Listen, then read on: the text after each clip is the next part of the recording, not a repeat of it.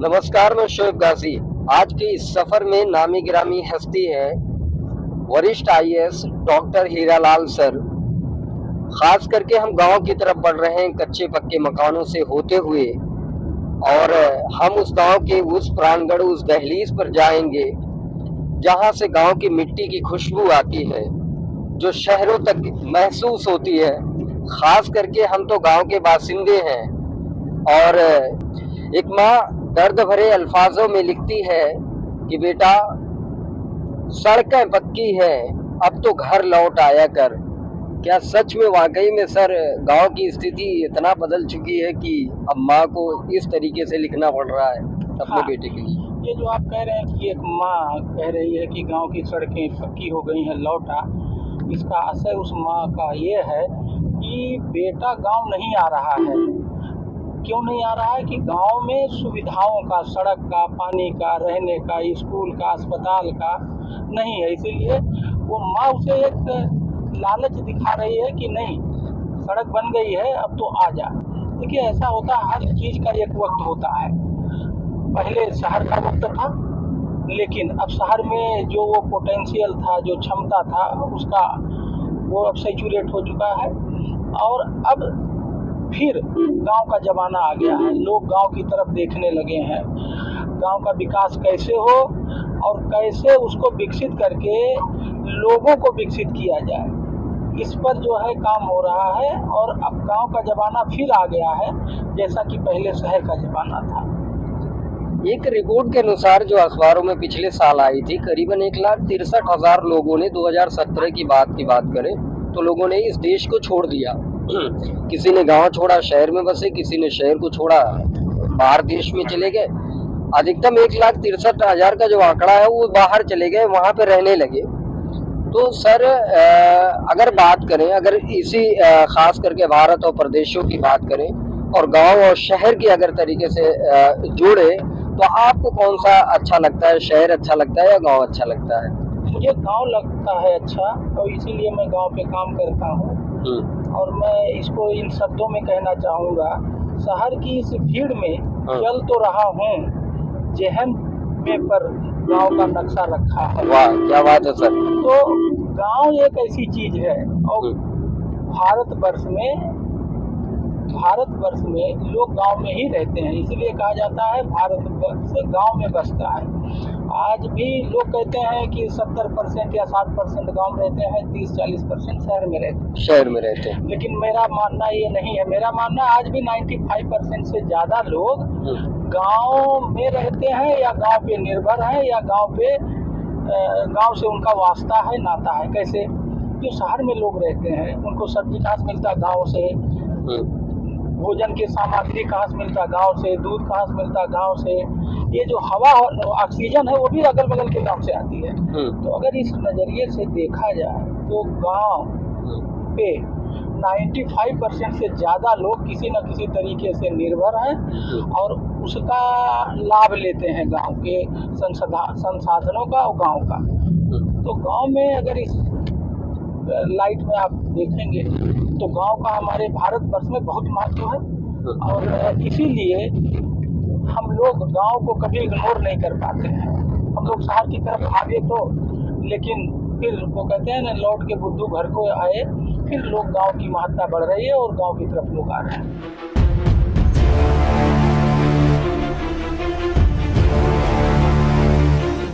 बिल्कुल सर, आपने तो गांव बहुत अच्छी तरीके से काम किया। खास करके वोटिंग को लेकर अगर बात की जाए तो बुंदेलखंड मादा जो ज़िला लगता है, वहाँ पे एक डीएम के हैसियत से वहाँ पे भी रहे, और इसके अलावा आज की बात करें तो स्वास्थ्य विभाग में एक अच्छे पदों पे बने हुए हैं। लगातार आप लोगों से जुड़े रहे, ऐसे में गांव को लेकर अच्छा खासा चिंतित रहते हैं कि कैसे भी करके गांव के अंदर सुधार किया जाए।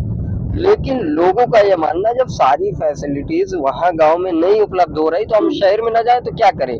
तो आप इसको किस तरीके से सोच रहे हैं, या उनका भी काम है कुछ बदलने का? देखिए, गांव में सुविधाएं नहीं है, शहर में है। इसीलिए जो है ये माइग्रेशन हो रहा है कि गांव से लोग शहर को आ रहे हैं। बिल्कुल। तो हमें वो सुविधाएं गांव में देना होगा।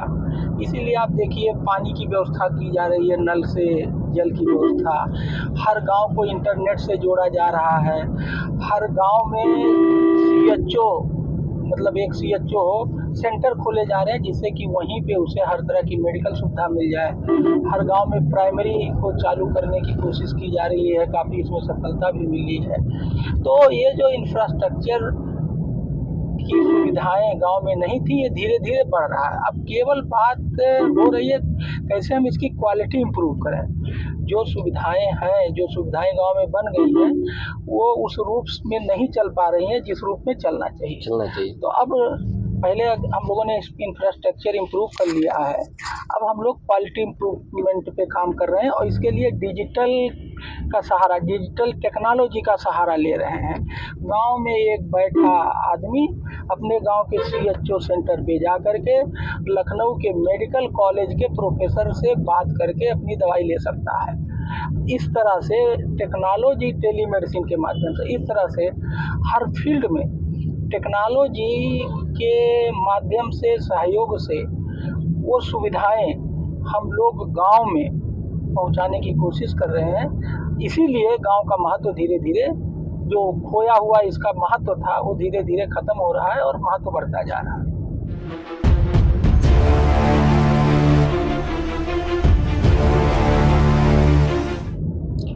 सर, बहुत सारी जिम्मेदारियां आज भी सफर पे चल रहे हैं आप। एक लंबा सफर है और उसके बाद वहां से फिर और आगे जाना है आपको, और इन जिम्मेदारियों के बीच में आपका जो टारगेट है काफ़ी ज़िलों और गाँव को बदलने का, मॉडल गांव बनाने का, कहाँ तक पहुंचा है सर? कितने ज़िलों तक ये पहुंच चुका है? देखिए, ऐसा है कि जब कोई आइडिया आप लागू करते हैं तो उस आइडिया को पहले लोगों को बेचना पड़ता है। जब आइडिया एक बार बिक जाता है और लोगों को पसंद आने लगता है तो लोग स्वयं काम करने लगते हैं। देखिए, मैं आपको बताऊं, लोगों का जो ये सोचना है कि उनको आगे कोई और बढ़ा देगा, ये जो सोच है इसको बदलने की जरूरत है। किसी को आगे केवल वही बढ़ा सकता है, कोई दूसरा नहीं बढ़ा सकता। कोई दूसरा नहीं। तो ये जो सोच है कि हमारे गांव का विकास DM साहब कर देंगे, SDM साहब कर देंगे, BDO या प्रधान कोई और कर देगा, ये सोच को बदलने की जरूरत है कि नहीं, आपके गांव का विकास आपके गांव वाले लोगों को मिलकर ही करना होगा। आप ही लोग करेंगे और लोग आपकी सहायता करते हैं, मदद करते हैं। तो इस दिशा में हम लोगों का ये जो मॉडल गांव का कॉन्सेप्ट है, इसका जो आइडिया है, हम लोग 2 साल से टेक्नोलॉजी के सहारे और टेक्निकल चीज़ों की मदद से काफ़ी स्प्रेड किया। तो लोगों को आइडिया बहुत पसंद आया और यूपी के हर गांव विकास से जुड़े हर अधिकारी कर्मचारी को भी पता है। तो अब हम लोग 5-6 गांव पे फोकस करके उसमें कुछ मॉडल क्रिएट करने की कोशिश कर रहे हैं। अगर आप कहेंगे कितने गांव, तो हमारा ये मॉडल विलेज का कॉन्सेप्ट उत्तर प्रदेश के हर जिले में पहुंचा हुआ है। कहीं ना कहीं हमारे उस मॉडल गांव के विलेज मैनिफेस्टो को लोगों ने डाउनलोड किया है। आदमी डाउनलोड तभी करता है, पढ़ता तभी है जब उसको पसंद आता। नहीं पसंद आएगा तो नहीं करेगा। तो इसकी स्प्रेडिंग और कई स्टेट में भी हुआ है, 2-3 कंट्री में हुआ है, क्योंकि टेक्नोलॉजी, तो आप कहीं बैठिए, टेक्नोलॉजी के माध्यम से वर्ल्ड ओवर आप अपनी बात को कहीं भी पहुंचा सकते हैं, कहीं भी पहुंचा सकते हैं। बिल्कुल सर। तो वैसे सर, आपके लाइफ में आपके लाइफ में संडे कैसा होता है? हमारी लाइफ में संडे जो है छुट्टी का दिन है, ये मैं अपने पैशन के लिए जीता हूँ। हर आदमी का पैशन होता है, किसी का किताब पढ़ने का पैशन, किसी को पिक्चर देखने का पैशन, किसी को जो है कल्चरल एक्टिविटी का पैशन। हर आदमी का पैशन होता है और वो पैशन ही उसको इनर्जाइज करता है। तो हमारा पैशन है रूरल डेवलपमेंट, गांव विकास। तो हम सैटरडे संडे या जो छुट्टी का दिन होता है उसमें हम अपने इस रूरल डेवलपमेंट, गांव विकास का जो पैशन है उस पर काम करते हैं।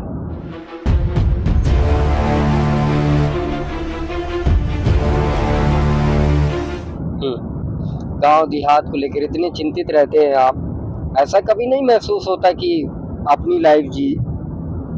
नहीं, गांव विकास तो सबकी लाइफ है, हमारी भी लाइफ है। तो इसमें ऐसा कुछ शहर और गांव में कोई बंटवारा थोड़ी है। जैसे मैं रहने वाला गांव का हूँ, रहता शहर में हूँ, लेकिन गांव में आना जाना, गांव पे डिपेंडेंसी है हमारी रोज बातों की।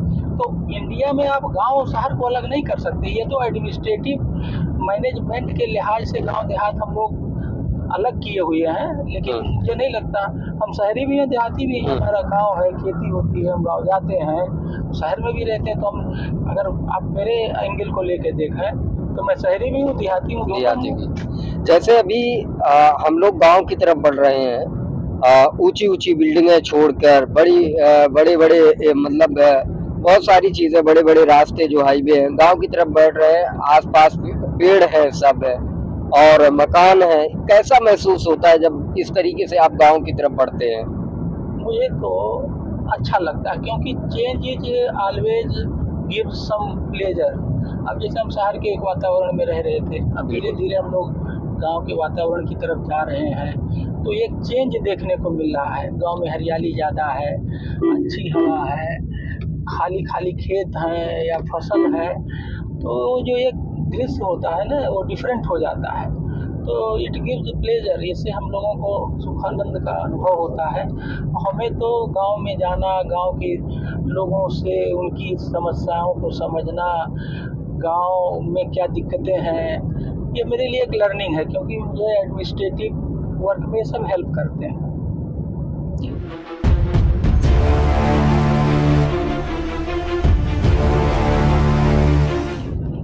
बिल्कुल। तो आज का निचोड़ यही रहा कि हम बदलेंगे तो जग बदलेगा। खास करके इस प्रोग्राम की एंडिंग होती है और हमारे साथ वरिष्ठ आईएएस डॉक्टर हीरालाल सर थे, जो लगातार मॉडल गांव बनाने की जो है कोशिश में लगे हुए हैं और उनकी पूरी टीम जो है पूरा भरपूर इसमें सहयोग भी कर रही है, काम भी कर रही है। जैसे 2 गांव को हमने ही कवर किया था, एक सहोरा जो शाहजहांपुर का है, किस तरीके से जो है वहाँ पे परिवर्तन आ गया, और उसके बाद जो है प्रतापगढ़ का एक तहसील का गांव है, उसको भी हमने कवर किया था। किस तरीके से लोगों के अंदर खुशी और लोगों के अंदर जुनून था कि अपने गांव को किस तरीके से बदलना है। वाकई में अगर इसी तरीके से ये कारवां चलता रहा तो मुझे लग रहा है वो दिन दूर नहीं कि हर कोई जो है अपने आप में डेवलपमेंट, अपने आप में जो है कुछ ना कुछ ऐसा महसूस करेगा कि हमारा गांव पूरी तरीके से चेंज हो चुका है। आज के लिए बस इतना ही। देखते रहिए यूट्यूब।